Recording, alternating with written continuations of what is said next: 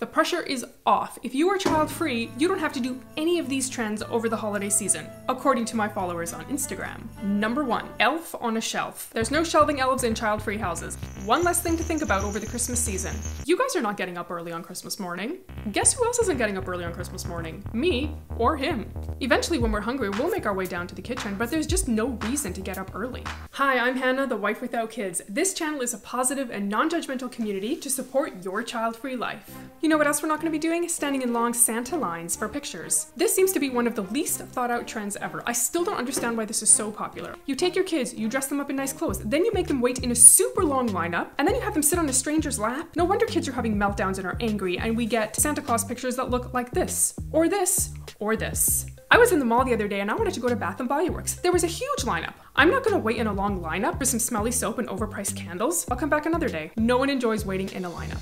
Another place you will not be spending your precious hours this holiday season is in a toy store or a toy aisle in a store. I literally never go into a toy aisle at a store unless I'm with my niece and nephew and they want to go look at something. And if we do, I'm just completely overwhelmed at how many options there are.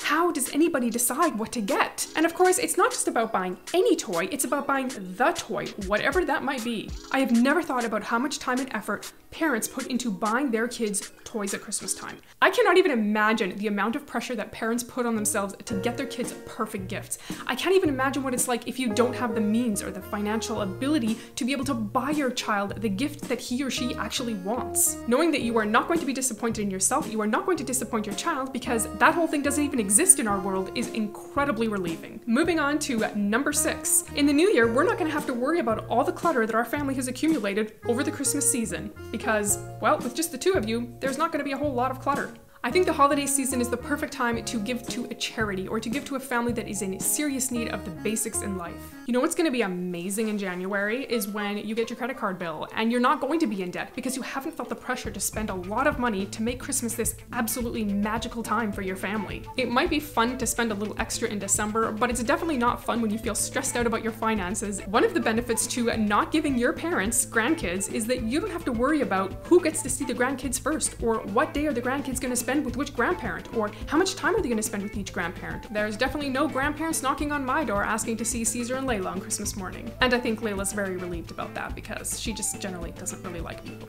There's also zero stress about holiday parties for kids at school, or theme weeks, or Christmas concerts. You don't have to stress out about getting your child ready for any of those functions, or making sure you show up on time, or making sure you practice the lines with them, or making sure that they're practicing their musical instruments so that they don't mess up. And there's always going to be a kid that's going to be a comic relief at one of those things, you know it, and it's just hysterical. And I'm not laughing at the kid, I'm laughing with everyone else, and we're all laughing together. And the kid is laughing too. In my mind, the kid is laughing. We are also not going to be keeping any kind of a strict scheduling system of when we have to eat and what time we have to go to bed so we can be ready to do the next thing the next day. Nope, it's pretty chill here. And while we will be doing some activities with family and friends, we do not have to entertain each other to feel like we are having a good time. We honestly just like peace and quiet.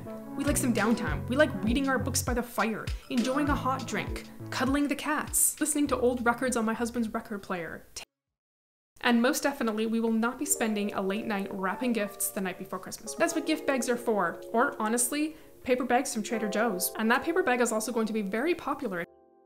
You do not have to decorate your house if you don't want to decorate your house. This whole village thing back here, you don't have to do that. Christmas tree over there, you don't have to do that. Unless of course you're like me and you have a spouse who loves Christmas more than almost anything and you feel a little bit of pressure to decorate. Truth be told, I actually don't like decorating for Christmas. I don't feel like I'm a very creative person. It takes me a really long time to do anything. So basically all I do is our Christmas tree, and my husband does all the rest of the decorations in the house. If it was up to me, I'd probably just put out my fa la la pillows and call it a day. This little Christmas village is Michael's passion, and he would absolutely love it if you decided you wanted to get a closer look at his village, and you can do that right here.